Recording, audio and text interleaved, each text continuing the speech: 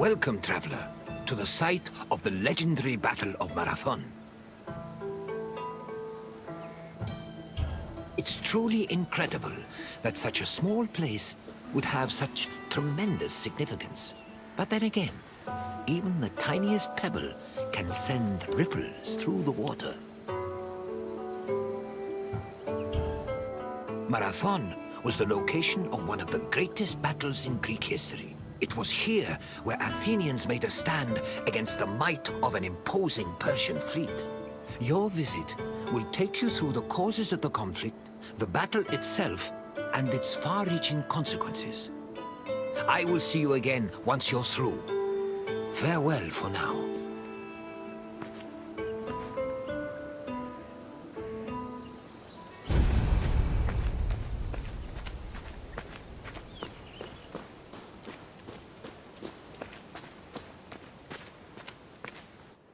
In 490 BCE, 600 Persian triremes landed on a beach 35 kilometers north of Athens. Standing in their way were 11,000 hoplites led by the prestigious Athenian general Miltiades. The Persian forces outnumbered the Greeks approximately 5-1, and yet the smaller force managed to push back their would-be conquerors. The Battle of Marathon was a major turning point in the Greco-Persian Wars, and the Athenians' victory would be celebrated for many years. The modern-day distance-running event is named a marathon in memory of a soldier from the battle who ran back to Athens to announce their victory, though whether this is real or legend is uncertain.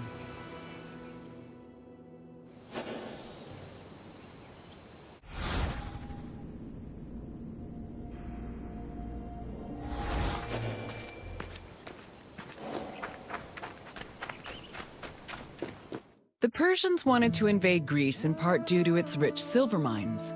In 545 BCE, they came closer to this goal after their victory over Croesus, the king of Lydia. The victory forced some Greek populations in Asia Minor to surrender and gave the Persians a solid foothold to carry out a large-scale invasion. In 494 BCE, the city of Miletus revolted against its Persian rulers. They were aided by Athens and the nearby city of Eretria, and even burned down an important Persian temple. The Persian king Darius was enraged by their sacrilege, and in 491 BCE, sent messengers to the Greek cities demanding their submission. Athens and Sparta killed the Persian messengers, goading Darius to invade. The Persians began their attacks, first capturing the city of Naxos and enslaving its inhabitants, then taking the city of Eretria. Filled with confidence from their string of victories, the Persians set their sights on Athens.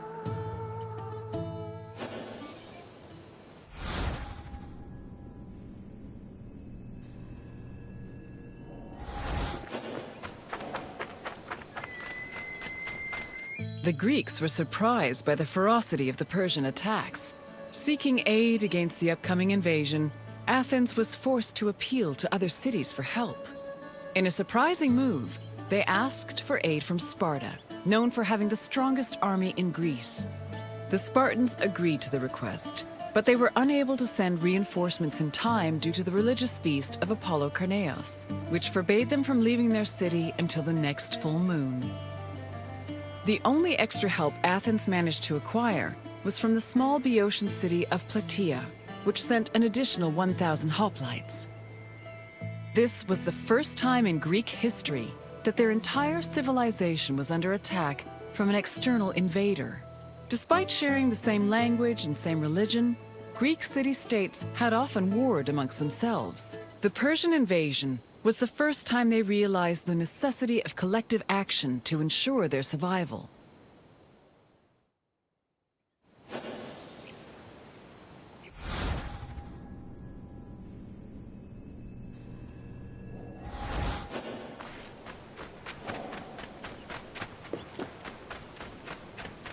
The Persian fleet originally planned to land at the port of Phaleron. However, the exiled Athenian tyrant Hippias, who sided with the Persians, advised them to land at Marathon instead, where it would be easier to deploy cavalry. The Athenians were unaware of the Persian battle plans and left Marathon undefended. This allowed the Persians to quietly set up camp on the beach, while Athens scrambled to mount a defense.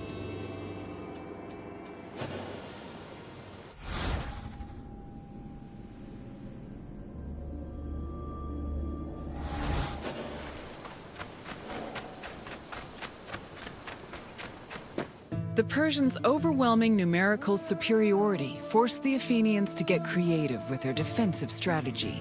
The city sent 10,000 hoplites, along with the extra 1,000 Plataean reinforcements, to a hill located above the Persian encampment. Once in position, Athenians had to decide whether to wait for the Persians to attack or to strike them first. Athens' strategists believed the former option was better, but the general Miltiades believed a first strike was more advantageous, as the Persians had their backs to the sea. In the end, Miltiades' opinion prevailed, and the Greeks made their move.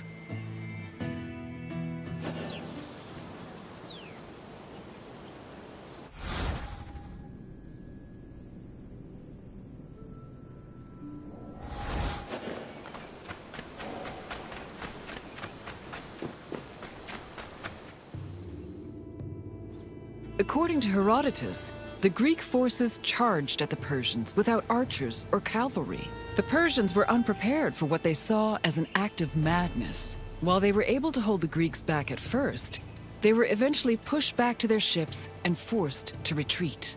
The Persians suffered heavy losses during the battle, with approximately 6,400 casualties.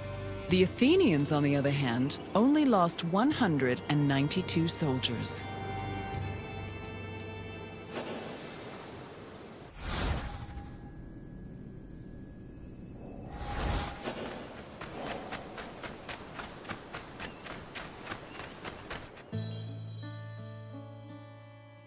The victory at Marathon was considered miraculous.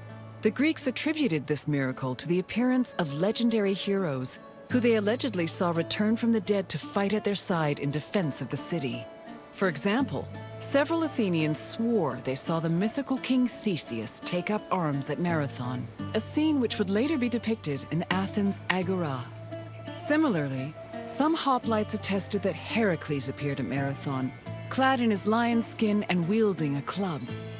The supposed appearance of these heroes helped elevate the Battle of Marathon to a legendary status among the Greek people.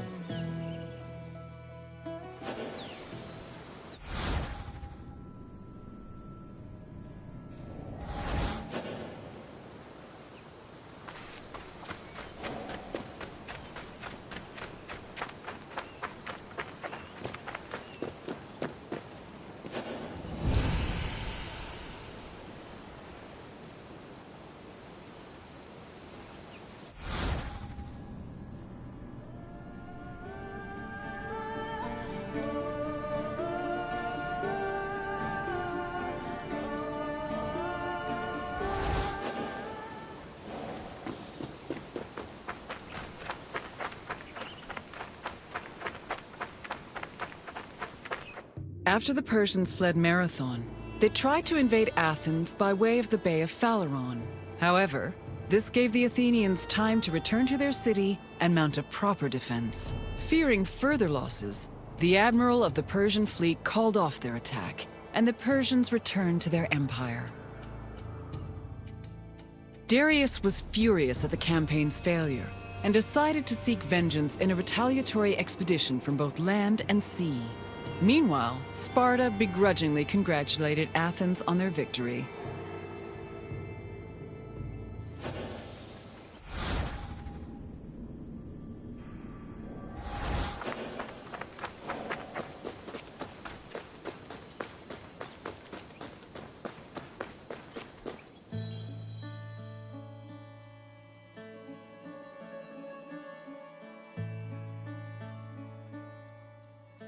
The victory at Marathon marked the beginning of a new era for Athens. According to Herodotus, Athens' success at pushing back the Persians ranked them first in the ongoing competition between the Greek city-states.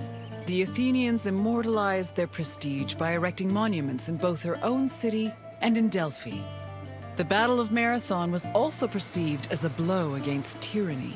Tyranny went from being perceived as a simple flaw in authoritarian excess to major treason against the homeland, a sin that rulers would take great pains to avoid being accused of. This helped consolidate the institution of democracy for the next 2 centuries.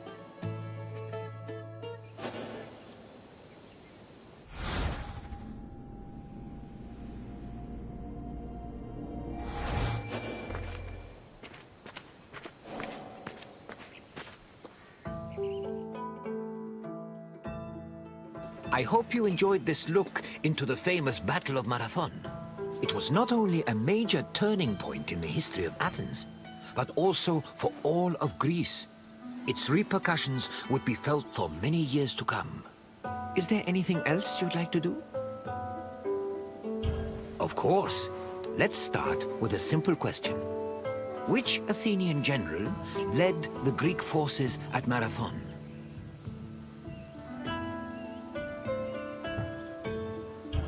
Correct.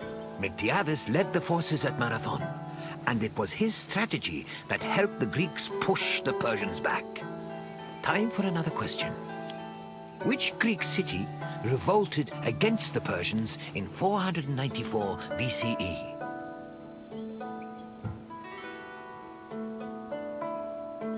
Correct.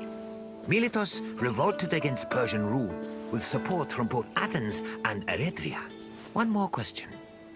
Which other Greek city aided Athens at Marathon? Yes, Plataea sent 1,000 obrides to aid the Athenian forces. Well done, traveler.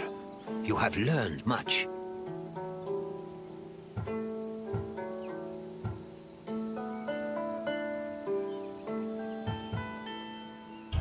Very well.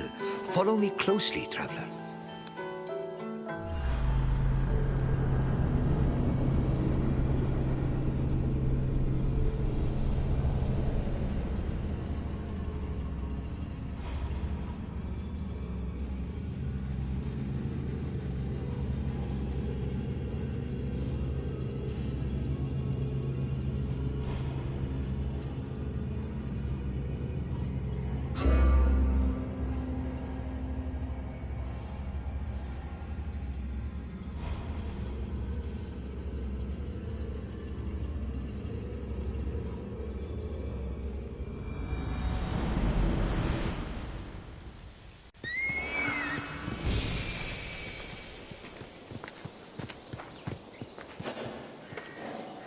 Welcome, visitor, to Thermopylae. Thermopylae stirs many feelings in my heart. Rage at the Persians' arrogance. Regret that I could not do more. But mostly, I feel proud. Proud of my city, and of my men, who fought to protect the very soul of the Spartan people. For those few fateful days, they were my brothers. I miss them all. Thermopylae was where a courageous group of Spartans stood amongst other Greek soldiers and held off the forces of King Xerxes, the Persian. When you're done, find me and we'll speak more.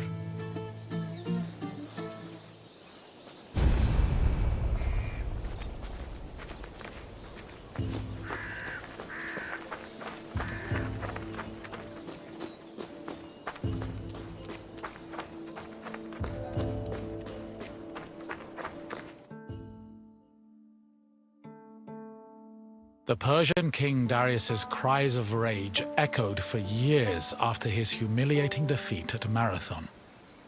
Even after Darius's death, his son Xerxes continued to seek vengeance against the Greeks. According to Aeschylus, Asia was emptied of all its men. Greek spies brought the news of Xerxes' imminent invasion back to their homeland. Afterwards, many discussions were had on the best place to mount a defense. In the end, the Greeks decided on Thermopylae. The area featured a narrow pass that could act as a bottleneck for the Persian army, negating their numerical superiority. It also offered naval advantages, offering the Greek fleets opportunities for flanking.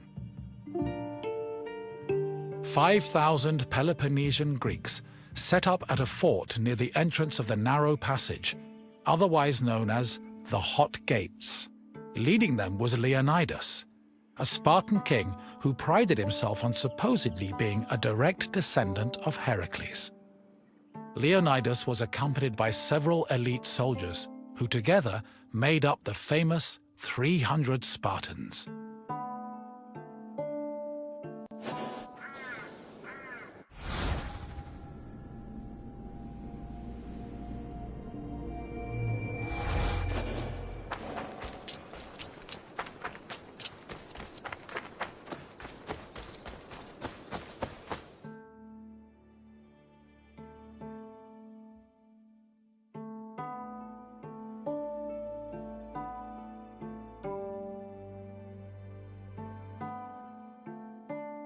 The Persian army arrived in the summer of 480 BCE, preceded by a flood of rumors regarding their strength and numbers. It was claimed they consumed 6,000 tons of wheat every day, and that they dried every river and brook they passed to quench their near insatiable thirst.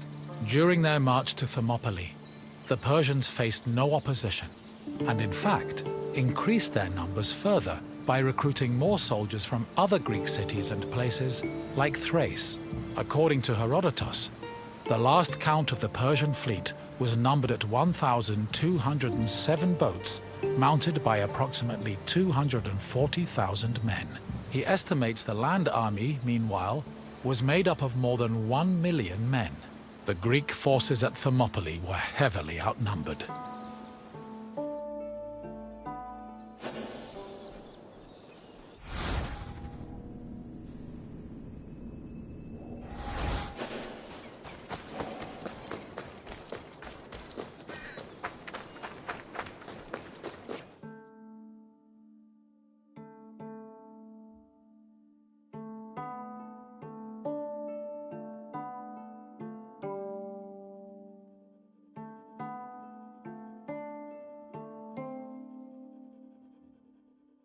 Xerxes believed that at the sight of his massive army, the Greeks at Thermopylae would flee in terror.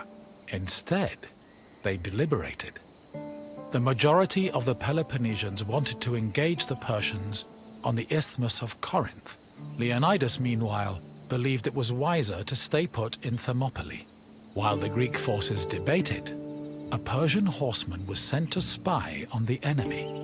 He returned to Xerxes with surprising news. Not only were the Greeks not fleeing, but the Spartans guarding the fort were exercising and combing their hair.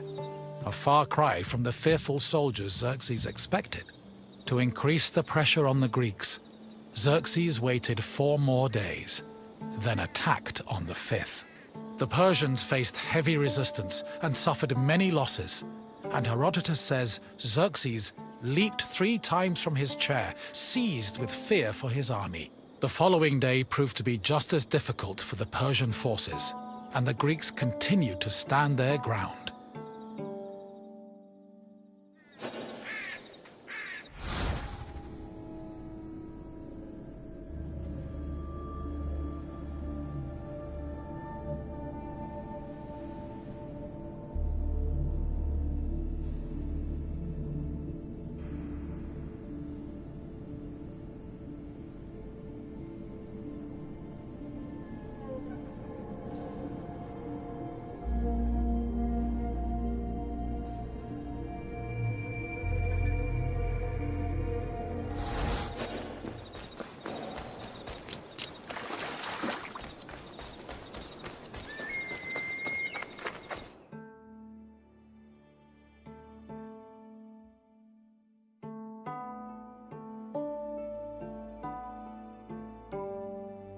The Persians seemed poised to be held at Thermopylae indefinitely, until an inhabitant from the region came forward with information. He told the Persians of another route, which could take them around Thermopylae. A Persian contingent was sent to verify the information. While there were Greek soldiers stationed to guard the route, they were forced to flee from the Persians. Thus, On the third day of the battle, the Greeks were surrounded by their enemy.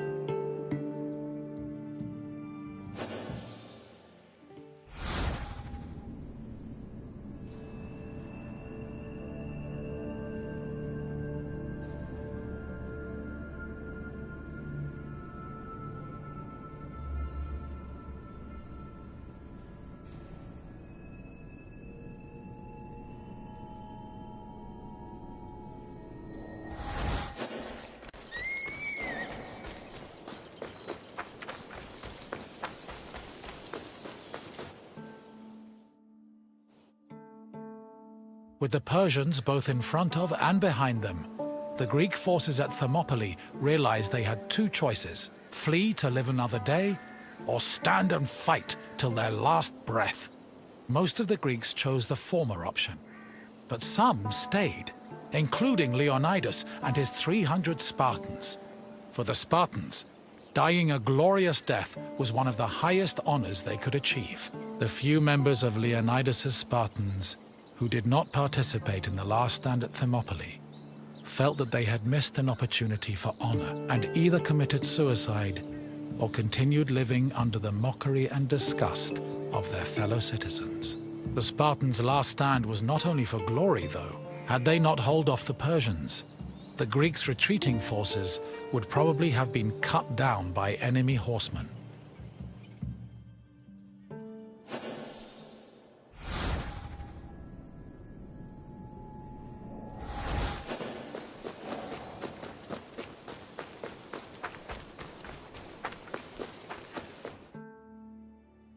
On the morning of the third day, King Xerxes was assured of his victory.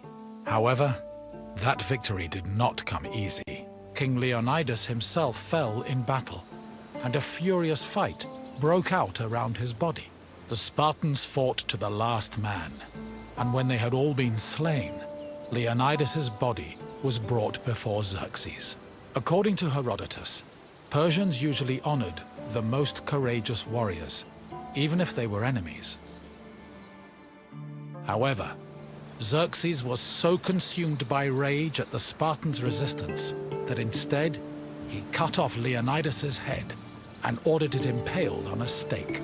A statue of a lion was later erected on the hill of the Spartans' last stand in honor of Leonidas's bravery.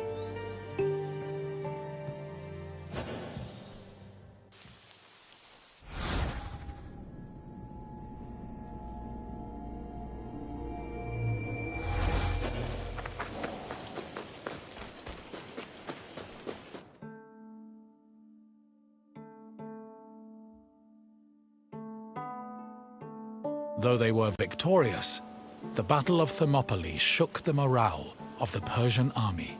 They had lost thousands of men, while Greek casualties only numbered in the hundreds, and due to the sacrifice of the Spartans, the rest of the Greek army had been able to successfully retreat and regroup. As a result, even as Xerxes set up camp at the foot of Athens' Acropolis, ready to get revenge for his father's humiliating defeat at Marathon, the Persians were more anxious than confident. They were more aware than ever that the Greeks did not fear them and were ready to die defending their land.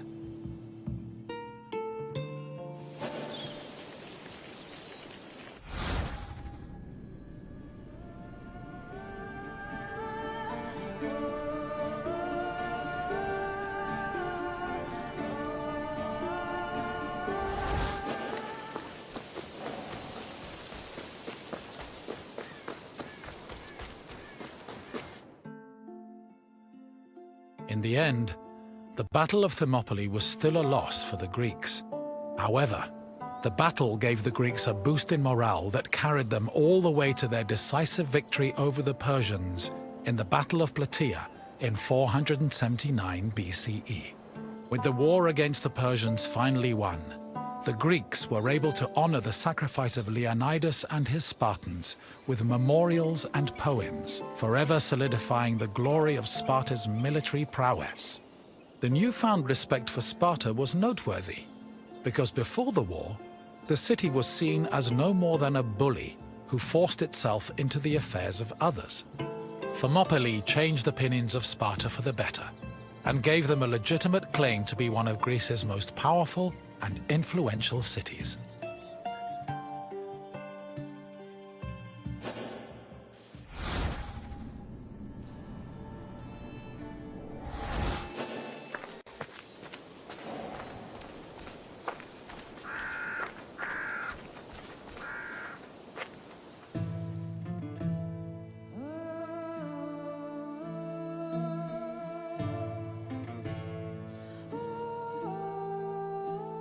You've finished. I hope you understand the magnitude of the sacrifices made at Thermopylae. Without them, the Greek people would have surely ended as a footnote in Persian history. Is there something else you'd like to do? If you think you're ready, let's begin. First question. Who was Xerxes' father? Yes. One of the main reasons Xerxes invaded Greece was to get revenge for Darius's defeat at the Battle of Marathon. Another question for you. Which battle is seen as the final victory against Xerxes' Persian forces? Correct. The Battle of Plataea helped put an end to Xerxes' invasion. One last question. How many Spartans fought at the Battle of Thermopylae? Yes, 300 of us stood against Xerxes' forces. You've done well, visitor. I have no more questions for you. Farewell, visitor.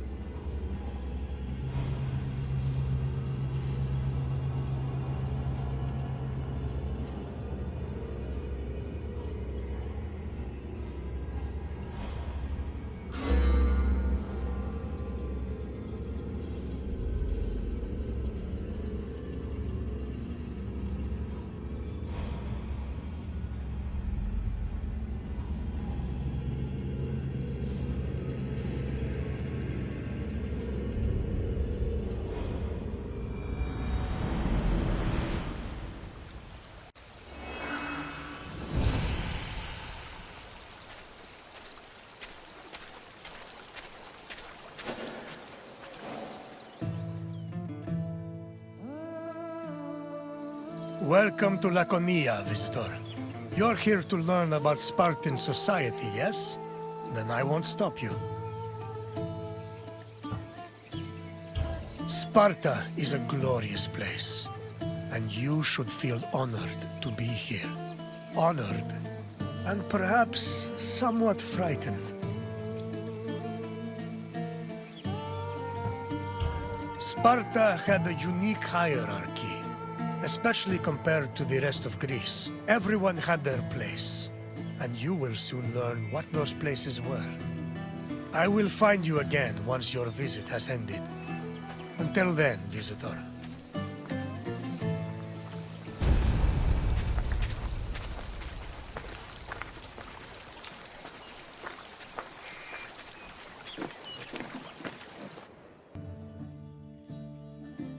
Spartan society was structured around austerity, self-sufficiency, and a hostility towards foreign elements.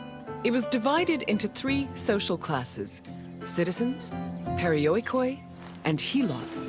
Citizens were called Spartans, or homoioi. They were free men and women with mostly equal rights and wealth, though their contributions to political life were extremely limited. The perioikoi lived in surrounding areas under Spartan control. They cultivated the land and were primarily merchants and craftsmen. They were also part of the army, and their lands were the first line of defense in the event of a hostile attack. Helots were Sparta's lowest class. They were people who had lost their freedom to the Spartans, and they served the city as slaves. Helots were considered property instead of people. As a result, they had no political or civil rights.